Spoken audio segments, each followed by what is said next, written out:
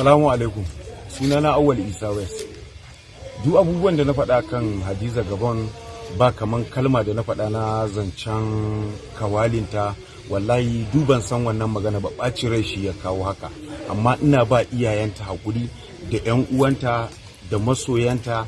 Na yi ba daidai ba, na mata kuskure, na yi kuskure, zuciya ne, halin zuciya ce, amma dan Allah da Annabi ta yi hakuri. Na gode. Yana ina ya za a tsaye da shi.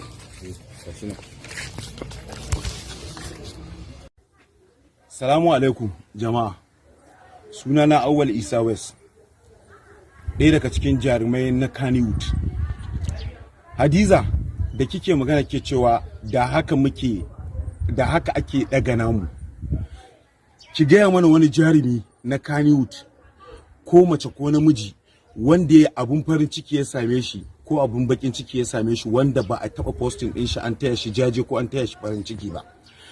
Ke da kike wannan maganar, rashin sanin girman na gaba da ke da wanda suke taimaki rayuwarki, Allah kuma ya taimake ki. Kakki manta lokacin da kika zo daga Kaduna da Yakubu Lere turo Jamilu Kocila ya kawo ki Jos, muna shooting din bana bakwai na farko, aka kawo ki zaki sin ɗaya 'yar jarida ko Hausa ba kya ji, zo baki iya faɗa ba. Ɗaya daga cikin mutanen da kika ce ba sa ɗaga naku, ɗaya daga ciki shine ya saki a fim, kuma wasu a cikinsu suka saki a fim, duniya ta san ki, Allah ya ɗaga ki, suka ɗaga ki, duniya ta san ki. Amma yau ke ce kike da bakin magana, saboda ku most of them mutanenmu butuli ne ku, ba ku san abin da yake damun ku ba. Daga kun ci kun koshi kun zauna AC na busa ku saboda rashin kunya da raini, sai ku dinga gaggaya mutane, ku hau social media kuna faɗan abin da kuka ga dama. Da shi ma ɗaya wancan ɗin wanda ba mu san ina ya sa gaba ba, musulmi ne shi ko kafiri ne shi wancan kawalin naku na Abuja da yake wannan magana yake cewa ki ƙara ɗaga bolin, shi ma ya san kanshi da shi nake, ko ba ka ba ɗan bura uban da nake shayi ko nake tunani. To mun ga rainin ya fara yawa, gwara mu dinga tuna muku baya. Su wannan mutanen da ke magana ba wai zuwa suka samu white money su hoto da shi don burgewa ba.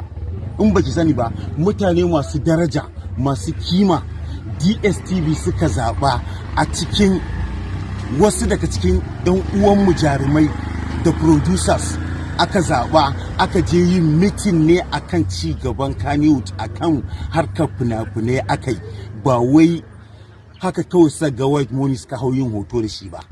Sai an gaya miki abin da baki sani ba, in baki sani ba ki tambaya ki ji yanda abin yake.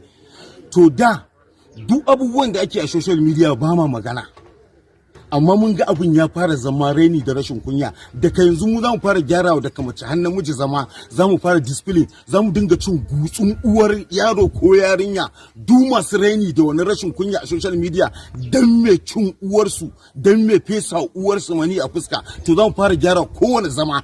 Tunda in kuna yi ko tsoron ku manyan suke ji ba sa iya muku magana, tunda an ce akwai mofan, akwai filmmakers, akwai senso, ba sa iya muku gyara idan kun yi rashin kunya.